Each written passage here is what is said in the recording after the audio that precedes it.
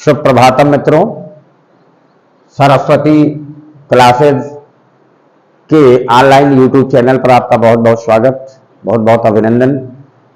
मैं श्रीचंद्र त्रिपाठी। हमने इस चैनल की शुरुआत किया है। ढेर सारे बच्चों की समस्याएं रहती हैं हिंदी विषय को लेकर के। हम सरल और सुबोध भाषा में हिंदी को कैसे ग्रहण करें। जो भी साइंस वर्ग के हैं या कला वर्ग के हैं, सबसे कठिन भाषा उनके लिए हिंदी बनती जा रही है और संस्कृत भी बनती जा रही है।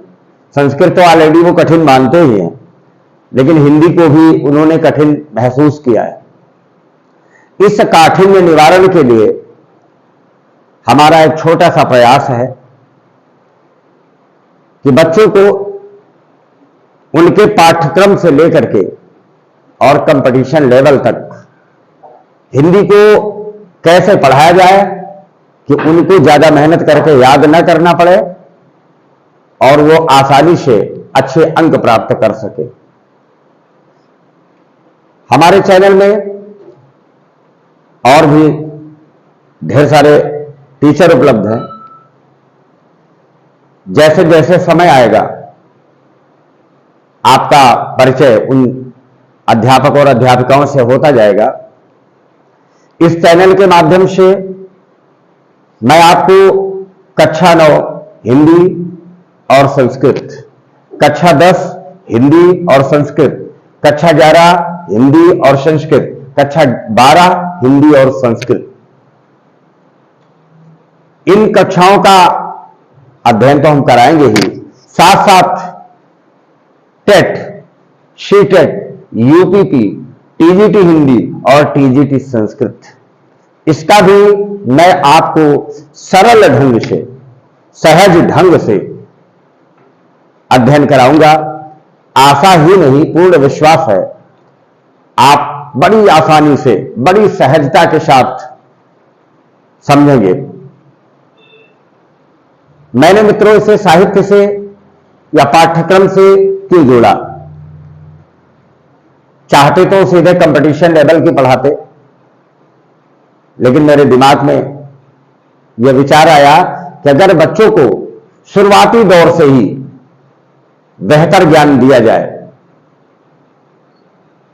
कि उनको बोलते बोलते यह समझ आ जाए कि कौन सा शब्द शुद्ध है और कौन सा अशुद्ध है या उसका क्या अर्थ है, तो आगे चल के छोटे छोटे ज्ञान बड़े बड़े ज्ञानों में तब्दील हो जाते हैं। इसी ध्येय को लेकर के हमने आज कक्षा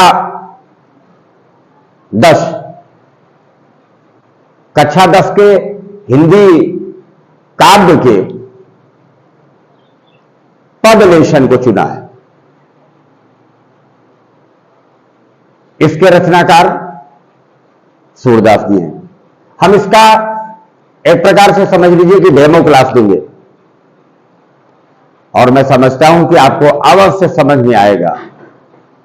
मैं चाहता हूं कि आप इसे पढ़ें और हर शब्द को पढ़ें, हर शब्द तक पहुंचे, एक एक शब्द को देखें और एक एक शब्दों को जानने का प्रयत्न करें और अपने निजी जीवन में उन शब्दों का क्या उपयोग है, उसका प्रयोग हम कैसे कैसे जगहों पे करते हैं, उसको समझें। कभी किसी को किसी भी बात का टेंशन लेकर नहीं, सारी बातें हास्य में करें, हास्य में ही पढ़ लें, हास्य में ही समझ में आएगा। जो चीजें हम भार स्वरूप मान के पढ़ते हैं वो चीजें हमें समझ में नहीं आती और वो हमारे लिए आने वाले समय में कठिन हो जाती हैं। मित्रों, मैं कोशिश करूंगा कि आपको बहुत ही आसानी से समझ में आएगा। आइए मैं आपकी इस कक्षा को संचालित करने का प्रयास कर रहा हूं। आशा नहीं, पूर्ण विश्वास है कि आपको समझ में आएगा। अगर कहीं कोई त्रुटि हुई तो कमेंट के माध्यम से और बताइएगा, क्योंकि ये मेरी पहली क्लास है, हो सकता है कहीं कमी रह जाए। अल्प व्यवस्थाओं में, छोटी सी व्यवस्था में मैंने आप तक पहुंचने का प्रयास किया है। इसलिए अगर कहीं त्रुटि हो तो आप कमेंट के माध्यम से और बताइएगा, और इस चैनल को ज्यादा से ज्यादा आप बहुत दें। मैं आपसे एक भी बार नहीं कहूंगा कि इस चैनल को आप सब्सक्राइब करें, हां इतना जरूर कहूंगा, इसको आप पढ़ें, इसको आप समझें, और पढ़ने वाले, कक्षाओं में पढ़ने वाले 9, 10, 11, 12 सारे बच्चों से अपील है, वो किसी भी विद्यालय में कहीं भी पढ़ रहे हो, अगर हिंदी के अध्येता हैं तो उन मित्रों से बोलें इसे एक बार अवश्य पढ़ें, इसे पढ़ें और इसे समझें। हो सकता है आपको कहीं ना कहीं से फायदा मिले, और यदि जो चीज आपके मार्ग में सहायक होगी, आपके फ्यूचर से जुड़ी होगी, उसको आप प्यार देंगे, इसमें कोई संदेह नहीं है। आइए प्रयास करते हैं हिंदी की तरफ। बच्चों आप भी बोलिएगा। पहले वाचन करना चाहिए हमें किसी भी चीज को पढ़ने के लिए, चाहे वो हिंदी हो चाहे वो संस्कृत हो। वाचन बढ़िया से करें, एक एक शब्द का करें, शुद्ध करें, अशुद्ध ना करें। कक्षाओं को शुरू करने से पहले मैं अपने गुरुजन को प्रणाम करता हूं। आप लोगों के जितने भी गुरु हैं, इस पृथ्वी मंडल के जितने भी हमारे गुरु हैं, आपके जितने भी गुरु हैं, सारे गुरुओं के चरण रज को अपने मस्तक पर धारण करते हुए मैं इस कक्षा की शुरुआत करना चाहता हूं। आइए बच्चों देखते हैं। पद नामक शीर्षक है जिसके रचनाकार हैं सूरदास जी। बच्चों आप जानते हैं कृष्ण भक्ति शाखा के शिरमौर हैं सूरदास जी, आप लोग बोलते रहें। और उन्होंने भगवान कृष्ण की बाल लीलाओं का बहुत सुंदर ही वर्णन किया, लेकिन आपके कोर्स में बाल लीला कम है और सबसे पहले उन्होंने भगवान कृष्ण की वंदना किया। कृष्ण की वंदना उन्होंने क्यों किया आपको पता होगा। कोई भी कवि जब अपने काव्य की शुरुआत करता है तो सबसे पहले भगवत वंदना करता है, भगवान की वंदना करता है, ताकि निर्विघ्न उसका लेखन कार्य हो सके और काव्य की समाप्ति हो सके, जिसमें कोई बाधा ना आए, जिसको आप संस्कृत भाषा में मंगलाचरण बोलते हैं। एक प्रकार से मंगलाचरण है। भगवान कृष्ण के अनन्य उपासक होने के नाते इन्होंने अपने इष्ट को सर्वोच्च स्थान दिया है। आइए इसका वाचन करते हैं। चरण कमल वंदो हरिराई, चरण कमल वंदो, और तेजी में बोलिए, चरण कमल वंदो हरिराई,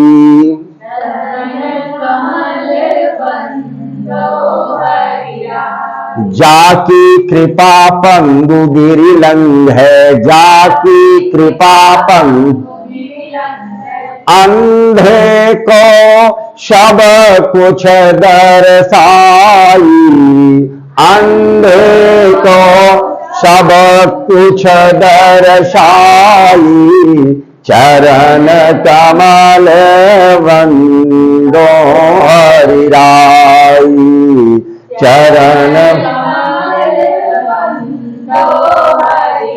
जितना बढ़िया ढंग से पढ़ेंगे विदाउट एनी हेजिटेशन, कि बिना किसी संकोच के, हम लोग फिल्मी गीत गाते हैं बिना किसी संकोच के, रोड पे गाते हुए निकलते, उसमें संकोच नहीं आता। और जब भी पठन पाठन की बात आती हम लोग संकोच कहते हैं शर्म लगती है। याद रखना, शर्म लगने से नहीं कुछ होगा। आप एक अच्छा कार्य कर रहे हैं, अपनी जिंदगी से जुड़ा कार्य कर रहे हैं, एक भी शब्द आपके कंपटीशन में आपकी प्रतिस्पर्धी परीक्षाओं में अगर मदद कर देता है तो आपका पढ़ना धन्य है। आप बिल्कुल इसका संकोच न करें, आप अपने हीरो में अच्छे से बोले, बिना बोले बिल्कुल हिंदी नहीं आएगी। अगर आप जाकी कृपा पंगु गिरि लंग है, जाकी कृपा अंधे को सब कुछ दर्शाई, अंधे को सब कुछ दर्शाई, चरण बहिरो सुने गूंग पुनि बोले, रंग का चलाया सिर छत्र धराई, रंग का चलाया सिर चरण कमल वंदो हरिराई। सूरदास स्वामी करुणा में, सूरदास सूरदास स्वामी करुणा में, सूरदास बार बार बंदों तिहि पाई, बार बार बंदों तिहि पाई, चरण कमल वंद। बच्चों देखिए, जितनी बार इसको गाएंगे, देखिए बहुत फायदा है। अगर आप गाना गाते हैं तो गाना याद होता है, फिल्मी गीत गाते हैं आपको याद होता है। अगर हिंदी आएंगे तो निसंदेह वो भी याद होगा। उतने ही सहज गाएं जितना कोई दूसरा गीत गाते हैं, आपको याद होगा। अगर आप जब भी आपके हृदय में किसी बात का संकोच उठे कि इसको पढ़ने में शर्म लग रही है, तो समझ लेना कि आपका अज्ञान मजबूत हो रहा है, ज्ञान पीछे हो रहा है। इसलिए ज्ञान को ही सर्वत्र ऊंचा उठने दें, अज्ञान को पीछे करें, पढ़ें। आइए मैं आपको अर्थ की तरफ ले चल रहा हूं। कवि कहता है, महाराज सूरदास जी कह रहे हैं कि चरण कमल वंदो हरि राई। हरि राई किसके भक्त हैं सूरदास? श्री कृष्ण भगवान के भक्त हैं। अब देखिए वंदना किसकी करेंगे? श्री कृष्ण। भाई जो जिसका आराध्य है उसे छोड़ करके दूसरे इष्ट की कौन पूजा करेगा? कोई नहीं करेगा। कृष्ण के आराध्य कौन है? सूरदास का आराध्य कृष्ण है। किसके? सूरदास के आराधक है सूरदास। कह रहे हैं चरण कमल, चरण कमल। एक तरफ उपमान है, दूसरी तरफ उपमेय है।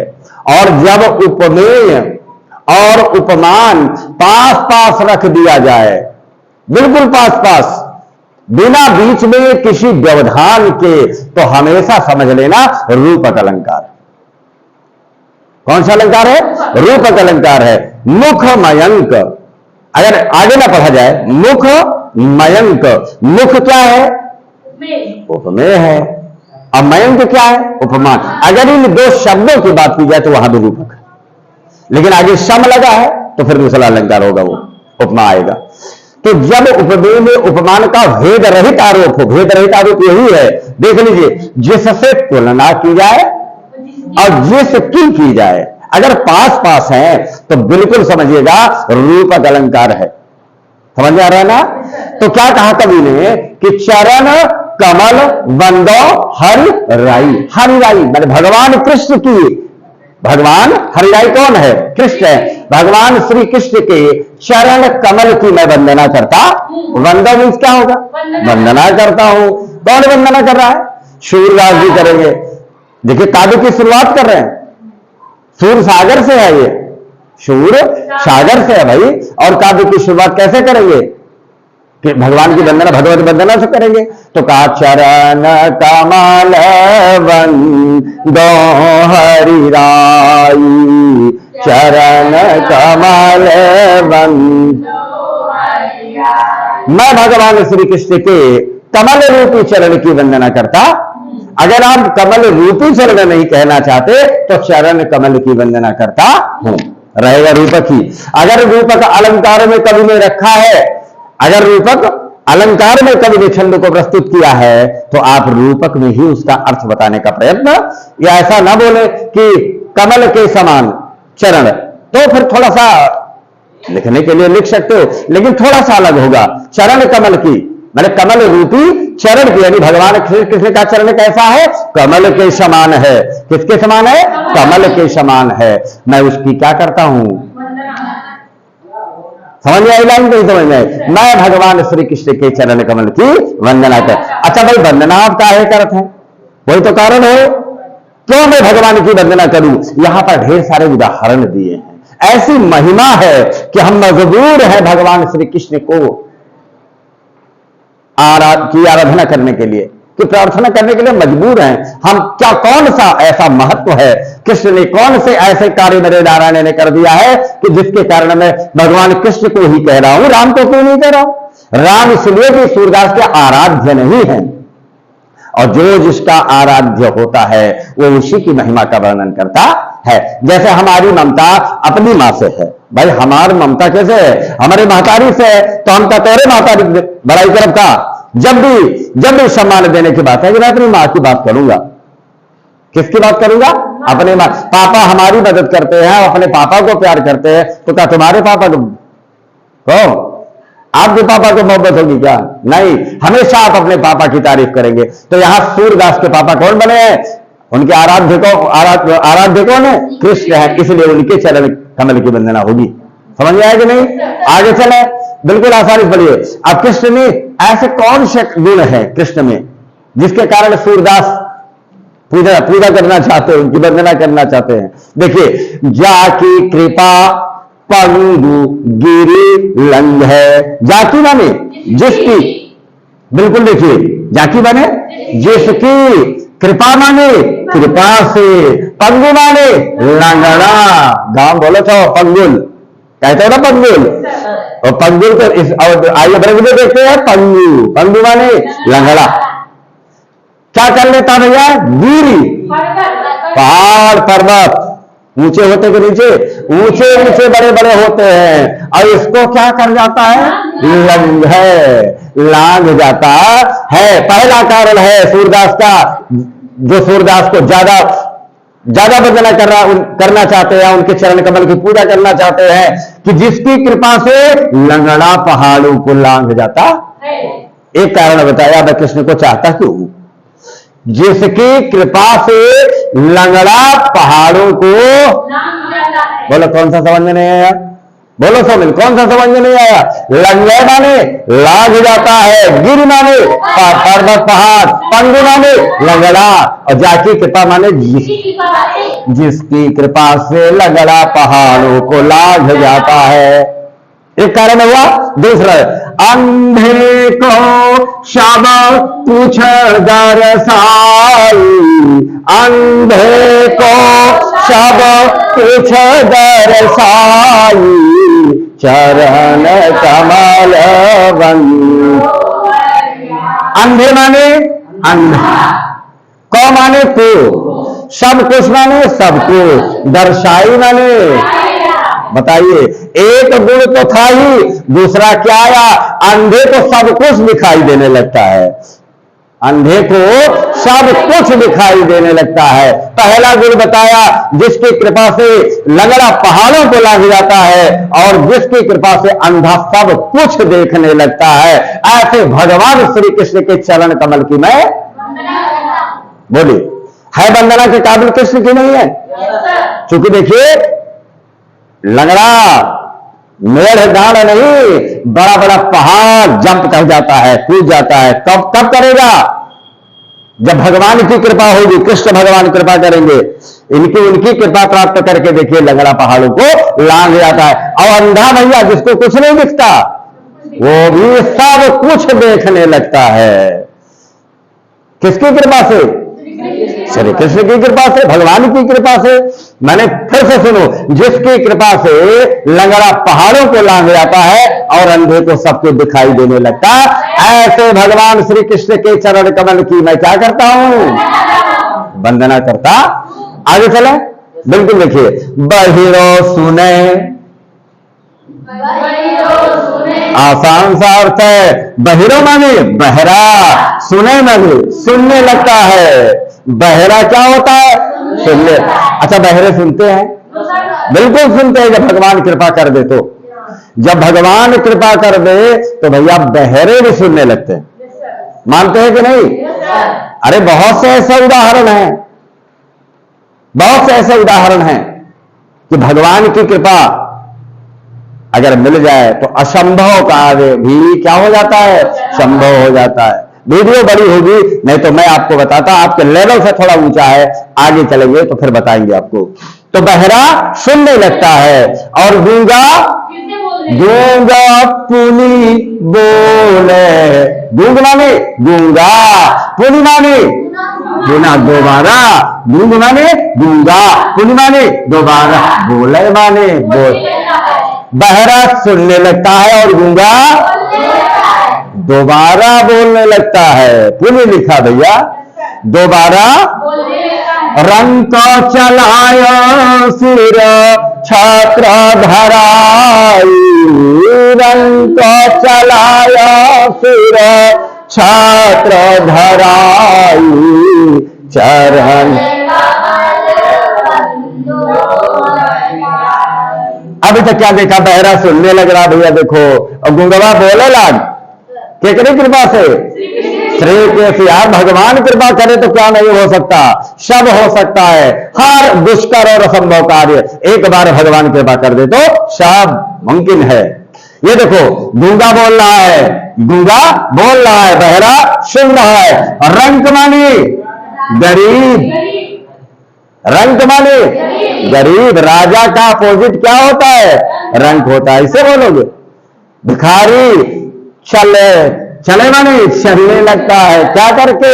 सिर माने सिर पर, छत्र माने मुकुट, धराई माने धर के, रख के। मुकुट रखने का अधिकार किसे? राजा को है भैया। अगर भिखारी आपको मुकुट रखे मिल जाए तो क्या मानेंगे आप?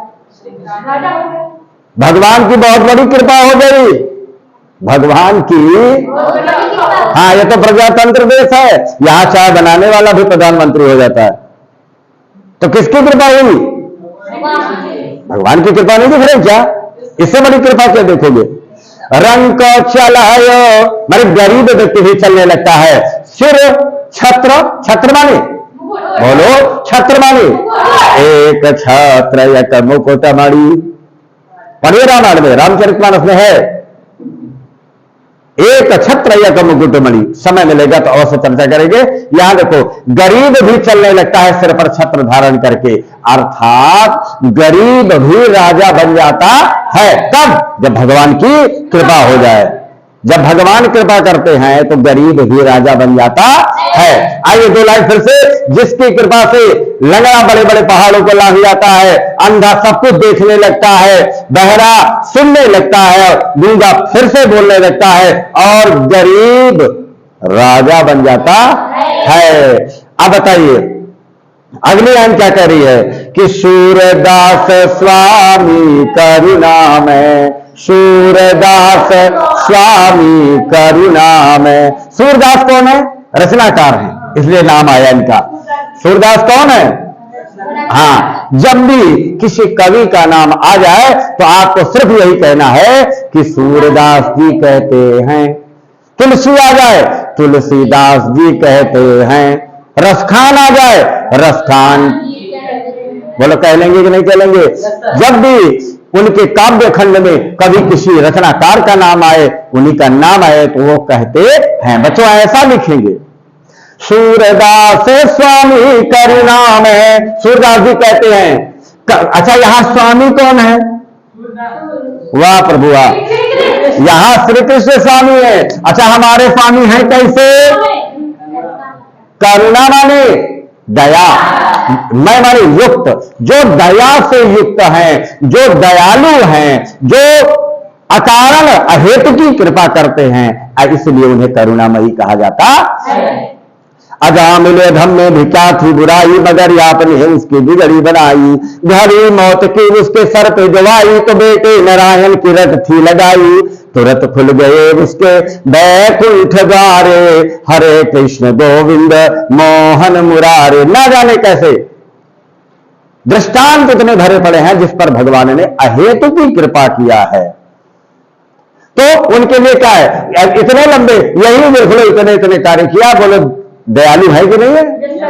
जब ऐसे दयालु सरकार मिल जाए तो कवि को कहना ही पड़ेगा कि बार बार बार बार बार बार वंदना करूंगा या वंदना करता हूं तेहि पाई।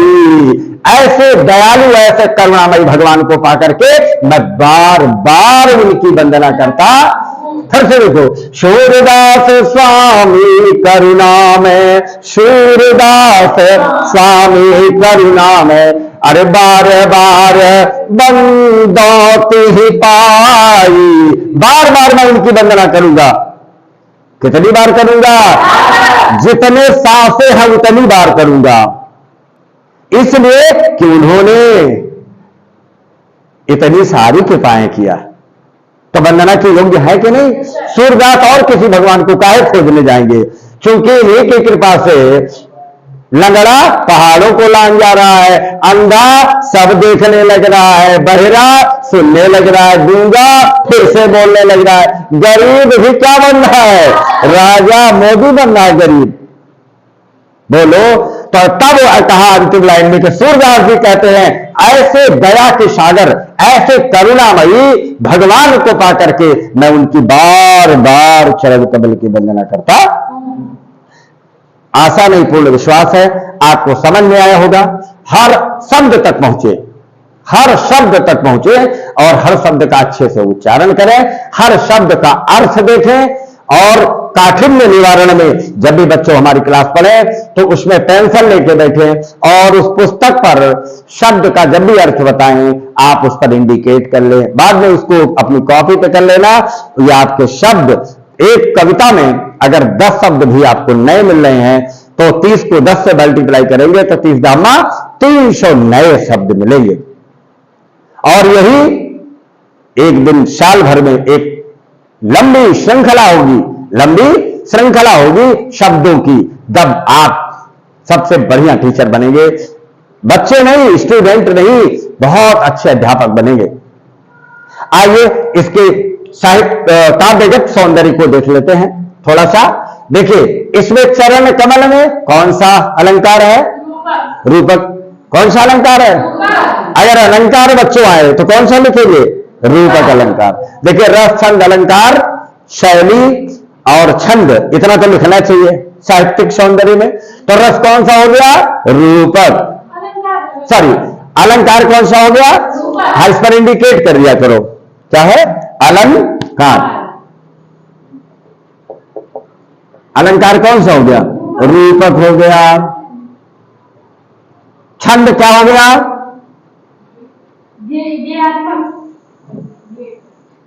गेय छंद है, जो गाया जा सकता है, जो गाया, वही तो गेय छंद हुआ। ये गेय छंद हो गया। रस क्या हो गया? भाई देखिए रस तो आप जान ही रहे हैं, भगवान की भक्ति की बात हो रही है तो रस कौन सा होगा? भक्ति रस हो जाएगा। और क्या बचा?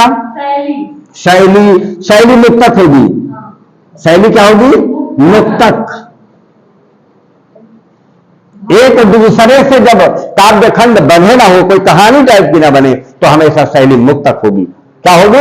मुक्त, मन मुक्त होकर के लिख रहे हैं, एक श्रृंखला से नहीं लिखा जा रहा है, आगे आने वाले पद इससे जुड़े नहीं है, इसलिए शैली क्या होगी? हाँ। और क्या बचा? हाँ, भाषा। भाषा ब्रज है। हाँ ठीक है, साहित्यिक ब्रज, ब्रज भाषा है। देखिए सूरदास की आए तो हमेशा ब्रज भाषा लिखें। और बच्चों मैं आपको ट्रिक बता दूं, हाँ, शब्द शक्ति लक्षणा होगी। शब्द शक्ति क्या होगी? हाँ, शब्द शक्ति लक्षणा। शब्द शक्ति कितनी होती है? 3, अभिधा, व्यंजना और लक्षणा। शब्द शक्ति 3 होती है। तो ये लक्षणा, लक्षित करके कोई बात कही जाए, सीधी ना कही जाए, ठीक है, तो यहां लक्षणा होगी। इतनी चीजों को आप जब भी संदर्भ कैसे लिखेंगे, प्रस्तुत काव्यांश लिखेंगे, क्या लिखेंगे, प्रस्तुत काव्य खंड, पद्यांश लिखिए, प्रस्तुत पद्यांश। हमारी पाठ्य पुस्तक हिंदी के काव्य खंड के पद नामक शीर्षक से लिया गया है। किससे? पद नामक शीर्षक से लिया गया है। और इसके रचनाकार कौन है? सूरदास जी हैं। बस। और प्रसंग आए तो क्या लिखेंगे? प्रसंग आए तो लिखिए, इसमें भगवान श्री कृष्ण की महत्ता का वर्णन किया गया है। ठीक है, क्यों मैं भगवान श्री कृष्ण की वंदना करता हूं, उसका कारण दिया गया है। बच्चों, जब भी हिंदी पढ़िए, कभी भी इसलिए न पढ़िए कि हम केवल इंटर की या हाई स्कूल की परीक्षा देंगे। इसलिए आपको पढ़ना है हिंदी कि आने वाली परीक्षाओं में यह हिंदी मेरे जीवन से, हिंदी को जीना है, हिंदी को जीना है, संस्कृत को जीना है, पढ़ना नहीं है। जो चीज जिंदगी से अटैचमेंट जिस चीज का हो जाता है, व्यक्ति का आचरण भी वैसे होता जाता है।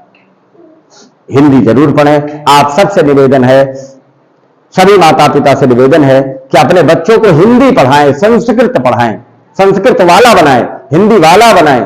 अंग्रेजी कम आए चलेगा, लेकिन हिंदी आना आवश्यक है, संस्कृत आना आवश्यक है। किसी भाषा से मेरा विद्वेष नहीं, भाषाएं जितनी जानी जाए उतनी कम है, लेकिन इतना जरूर है कि अपनी मां का आदर होना चाहिए, हिंदी संस्कृत का सम्मान होना चाहिए। आप भी प्रयास करें कि सारे बच्चों से बताएं कि वो हिंदी अच्छी पढ़ें। हिंदी तो हम लोग दिन रात बोलते हैं, लेकिन हम अच्छा अध्ययन करें। अच्छा अध्ययन कैसे करें? इसके लिए आपको अपने साहित्य को अच्छे से पढ़ना पड़ेगा, काव्य को अच्छा पढ़ना पड़ेगा, और गद्य को अच्छा पढ़ना पड़ेगा। रस, छंद, अलंकार, संधि, समास, प्रत्यय, उपसर्ग इत्यादि चीजों को बहुत बढ़िया से पढ़ना पड़ेगा। और इसको मैं आपको इसी चैनल के माध्यम से ढेर सारी जानकारी हंसते हंसते दिलाएंगे कि आप पर कोई भार भी नहीं होगा और बहुत प्यार से आप सीख लेंगे। मैं आपको भरोसा दिलाता हूं, कभी जीवन में हमारे द्वारा पढ़ाई ये चीजें आपको रटना नहीं पड़ेगा। मैं रट्टू विद्या के खिलाफ हूं। जो भी पढ़ो हृदय से पढ़ो, हंसते हंसते पढ़ो, न कोई बोझ हो आपके, स्वतंत्र रूप से पढ़ो, जीवन में समाहित हो जाए। फिर परीक्षा में अंक आना तो उसका फल है, अच्छे से पढ़े रहोगे आपको मिलेगा, उसमें कोई संदेह नहीं है। आने वाले दूसरे वीडियो में मैं कक्षा 12 की हिंदी पढ़ाऊंगा, कक्षा 12 की पढ़ाऊंगा। 1-2 दिन अभी यही क्रम चलेगा। उसके बाद में मैं आपको कंपटीशन से जुड़ी, जैसे टेट है, सीटेट है, यूपीपी है, टीजीटी हिंदी, टीजीटी संस्कृत, जो भी हिंदी जहां भी है, जिस भी कंपटीशन में आती है, मैं आपको भरोसा दिलाता हूं, ना ही आपको किसी गाइड की आवश्यकता होगी, ना ही आपको रटने की आवश्यकता होगी। हंसते हंसते, मुस्कुराते मुस्कुराते, गाते गाते आपको एक एक शब्द आपके हृदय में बैंक की भांति भर दूंगा। जैसे बैंक में ढेर सारे खजाने रहते हैं, मैं हिंदी वाला आपको बनाऊंगा, संस्कृत वाला आपको बनाऊंगा, बड़ी सहजता से बनाऊंगा।